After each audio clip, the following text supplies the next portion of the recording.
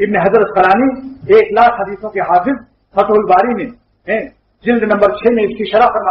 فرماتے ہیں کہ ان دلیسہم جندر جماعوں، اللہ والوں کے پاس بیٹھنے والے اللہ تعالیٰ ان کو نہیں بھی شمار کر دیتا۔ آج تک تو معلوم یہ ہوا کہ یہ رحمت کی ہوائیں ہیں جس سے ہمیشہ کے لیے انسان سعید اور سعادت پا جاتا ہے، سب بگڑی بن جاتی ہے، شقی نہیں ہوتا کبھی، فلا تشقون ابدا، فلا تشقون،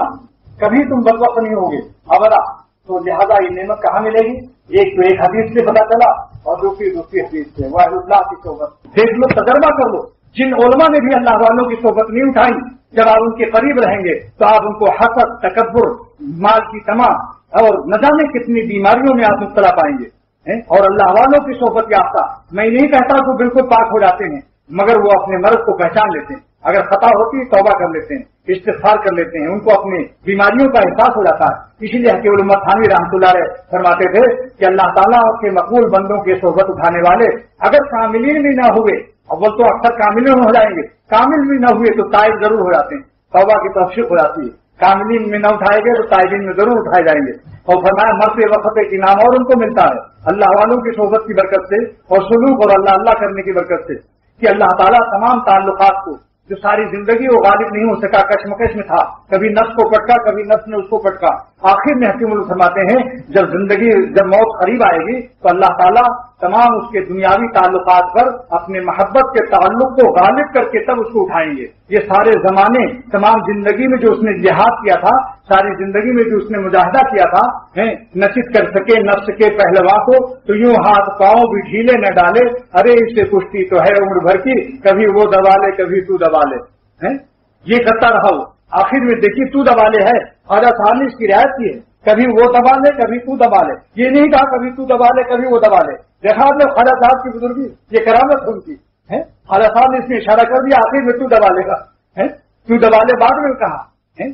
نچت کر سکے نفس کے پہلوا کو تو یوں ہاتھ پاؤں بھی ڈھیلے نہ ڈالے، ارے اس سے کشتی تو ہے عمر بھر کی، کبھی وہ دبا لے کبھی تو دبا لے۔ اور ایک حکیم صاحب نے میرے شیخ مولانا عبدالحق صاحب سے کہا کہ میں مر رہا ہوں، نامراد جا رہا ہوں۔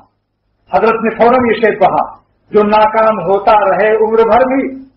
حکیم جلیل صاحب انتقال ہو گیا، ان کا ہردوئی میں تھے، میرے ساتھ گئے، حضرت مجھے اپنے ساتھ لے گئے، اور حکیم صاحب بالکل قریب وقت تھا موت کا، تو کہنے لگے کہ حضرت میں تو بالکل دنیا میں نامراد جا رہا ہوں، کچھ عبادت وغیرہ نہیں کیا ہے، ناکام جا رہا ہوں۔ تو حضرت نے فوراً یہ شعر کہا، جو ناکام ہوتا رہے عمر بھر بھی، بہرحال کوشش تو عاشق نہ چھوڑے، بہرحال کوشش تو عاشق نہ چھوڑے،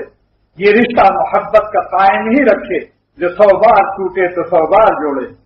اللہ کی محبت کا رشتہ خطا ہو جائے، گناہ ہو جائے، فوراً توبہ کرو پھر جوڑو۔ اللہ نے توبہ کا گوند دے دیا ہے، چپکتے رہو اللہ نے، شیطان چھڑاتا رہے، نفس دور کرتا رہے۔ دیکھا آپ نے جیسے چھوٹا بچہ، اس کو کوئی اماں سے کھینچے تو جلدی سے ماں کا پیر پکڑ لیتا ہے، یہی توبہ ہے، توبہ سے پھر پیر آ جاتا ہے، ماں کا نہیں، رب العالمین کا سجدے میں سر رکھ دو، ختم آ گیا اپنے ہاتھ میں ان کا۔ میرا سر ہے اور ان کا آستاں، میرا سر ہے اور ان کا آستاں، میرا شعر ہے زمین بھی میرے حق میں آسماں، میرا سر ہے اور ان کا آستاں، ہے زمین بھی میرے حق میں آسماں۔ اور جو اللہ کی چوکھٹ چھوڑ کر گناہ میں جاتا ہے اس پر بھی شعر سن لو، اٹھا کر سر تمہارے آستاں سے زمین پر گر پڑا میں آسماں سے، اٹھا کر سر تمہارے آستاں سے زمین پر گر پڑا میں آسماں سے۔ کہاں سے کہاں بندہ پہنچ جاتا ہے۔